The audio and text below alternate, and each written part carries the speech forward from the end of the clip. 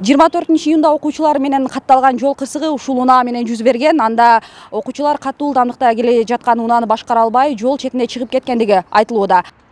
Кырсыктын акыбети мынтип автоунааны таптакыр жараксыз абалга келтирди. Эң башкысы унаадагы эки окуучунун ден соолугуна жабыркап, бирөөсү үй шартында дарыланып жатыптыр. Катуу жаракат алганы болсо, Ош облустук ооруканасында жатат. Дарыгерлердин билдиришинче, сынган жерлери бүтөлүп, операция жасалды. Эми абалы жакшы бойдон калса, 10 күндүн ичинде жооп беришет.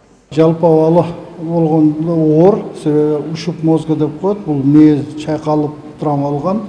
Андан башка дагы жагы 3 жерден сынган. Бүт денеси эзилген да, ушуп. Бул кырсык боюнча Кара Суу райондук ички иштер бөлүмү тергөө иштерин баштады. Алгач унаа ээси суракка алынып, окуучулардын айдоочулук күбөлүгү болгон үчүн ижарага бердим деген көрсөтмөсүндө. Себеби транспортты башкарган окуучу быйыл 18 жашка толгон экен. Ошондо айдоочулук күбөлүгүн алган болушу ыктымал. Ал эми балдар ден соолугунун калыбына келе электигине байланыштуу үн катыша элек. Ата-энелери дагы көрсөтмө бергени убактынча каршылыгын билдиришкен. Биздин алгачкы алган маалымат боюнча негизи өзү эле экен да бул. Анан башка алынган дагы 2-3 машина автоунаа алынды деген андай берсе карала элек. Жана ошондой эле мектеп мугалимдерине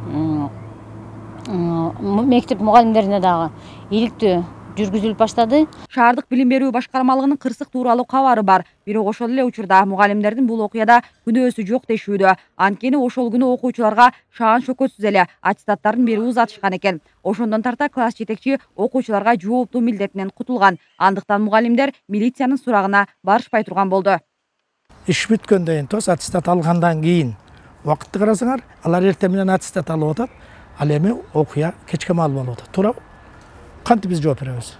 Ошон үчүн мен ойлойм, бул жерде городское образование эч кандай мера принять эте албайт.